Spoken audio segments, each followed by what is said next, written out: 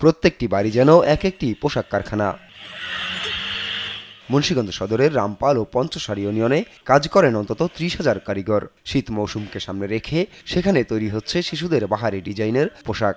১ বছর থেকে ৬ বছর বাচ্চা পর্যন্ত আর কি একবারে ১৬ থেকে ৩৮ সাইজ পর্যন্ত আর কি কমপ্লিট বানানো হয় আর কি। এটা হচ্ছে সাইজ মূলত ১৮, ২০ আর ২০/২৪, ২৮, ৩০, ৩২ এই সাইজগুলো তো মূলত কাটা হতো।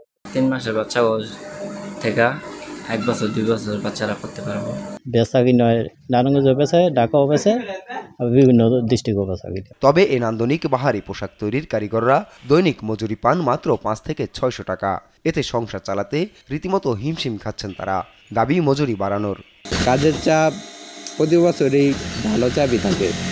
সকাল ৮টা থেকে বসি, রাত্র ১২টা ১টা, প্রায় ৫০০ টাকা। আর যখন থাকে না তখন এত টাকা পাওয়া যায় না। আমরা ঘরে বাড়ি দুজনে হাজবেন্ড ওয়াইফ কাজ করি। বর্তমান যে দেশের যে অবস্থা, যে বাজার মূল্য, এই বাজার মূল্যতে আমাদের মনে করেন যে কোনোভাবেই চলতেছে না। এই কাজটা যে ডিউটি দিই আমরা, এই ডিউটিটা অন্য কোনো কাজে যদি আমরা দিই তাহলে আমরা এর চেয়ে ডাবল বেতন পাইতে পারি। দেশের উত্তরাঞ্চলে হিমেল হাওয়ার প্রভাব থাকলেও এখনও শীতের দেখা নেই মুন্সিগঞ্জে। তাই চাহিদা কম শীতকালীন পোশাকের। পুঁজি নিয়ে দুশ্চিন্তায় কারখানা মালিকরা। বাড়ছে না কারিগরদের মজুরিও। অন্যান্য জিনিস বাড়লে সাথে সাথে বাড়াই বেচতে পারে, কিন্তু দর্জি কাপড়টা বাঁচতে পারে না। আর ব্যবসার দেশের পরিস্থিতি খারাপ হলে সবার আগে প্রভাব পড়ে কাপড়ের উপরে। দর্জি কারখানাগুলিতে প্রচুর প্রোডাকশন হয়, সেই অনুযায়ী সেল নাই, আনুপাতিক হারে ব্যবসা নাই।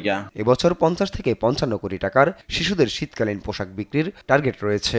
শীতকালীন যে নান্দনিক যে পোশাক আশাক রয়েছে, সেই পোশাকের যে চাহিদা রয়েছে, সেই চাহিদাটা তারা মেটাতে সক্ষম হবেন। বিসিকের পক্ষ থেকে বিসিক তাদের অতীত তাদের সাথে ছিল, বর্তমানে আছে এবং ভবিষ্যতে যে কোনো ক্রাইসিসে তাদের সাথে আমরা থাকবো। শীত অনেকের কাছে দুর্ভোগের নাম হলেও ব্যবসায়ীরা মুখিয়ে আছেন তীব্র ঠান্ডার, কারণ এর সঙ্গেই জড়িয়ে আছে তাদের রুটি রুজি। নিউজ ডেস্ক, দেশ টিভি।